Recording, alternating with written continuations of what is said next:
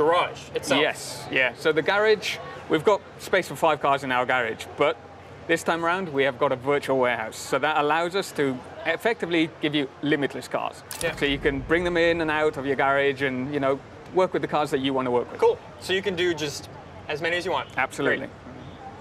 All right, so let's talk about some of these cars. So we've got the BMW M4. We had the M4 in the last game, but this time we've upgraded. We've gone for the GTS. So it's a bit more track orientated. It's a bit more performance oriented. Okay, we got some muscle as well. We've got some muscle cars. So last time around we didn't really hit the money on the muscle cars. So yeah, we've done a bit more this time around. And yeah, the Nissan 350Z, right? So everybody's been asking for it. We can't deny the fans what they want, so we've put it in Need for Speed. Awesome. And this one, yeah, it may look quirky, right? Yeah.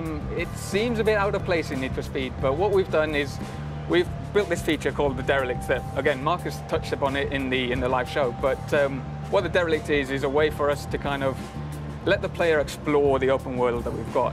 It's a rich open world that we have, so we've put these cars out there in the world for you to find and explore and kind of take them back to your garage and find all the parts that you need to build them. Cool. So effectively, it takes a car from stock to scrap, that's scrap to stock to supercar. Cool. So let's jump in the Beetle and fix it up a bit. Yes, absolutely. So it's looking a bit run down right now, right? Yeah. So we want to restore it back to stock. Yeah. Now we should probably say as well, these derelicts, you don't need to restore them like this. You can upgrade them a little bit. I think we'll show that in a little bit. Absolutely. And you could leave it like this if you wanted to. Yeah, right? for sure. Not my particular style, but you know what I mean. It might be somebody's style. So yeah, you can see some more of the parts. They're looking pretty good. Absolutely. So we've tried to make sure that we've got parts in every interaction point that we have for this car. We want to make sure that we've got a rich experience wherever you go on the car. We've designed a lot of parts for this car as well because, you know, out there in reality, there's not that much that you can do to a Beetle, but this is Need for Speed, right? And we want to take it that extra step further. Of course, of course. So we can play around with this car. Let's talk about some of the brands that are also a Need for Speed Payback.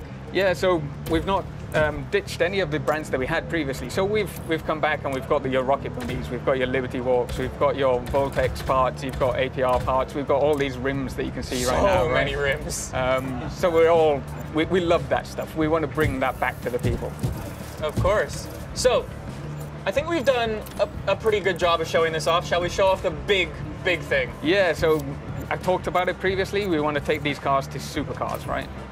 So here we are, we've got our super builds.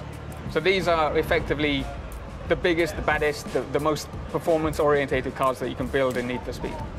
Yeah, I've got my personal favorite down at the bottom. Off-road. Yeah, really? Off-road, yeah. Off-road? So off-road's back into Need for Speed. And that is crazy. We wanted to build something special, right? Yeah. And what's more special than to show a jacked up Beetle? Awesome. So what do these do?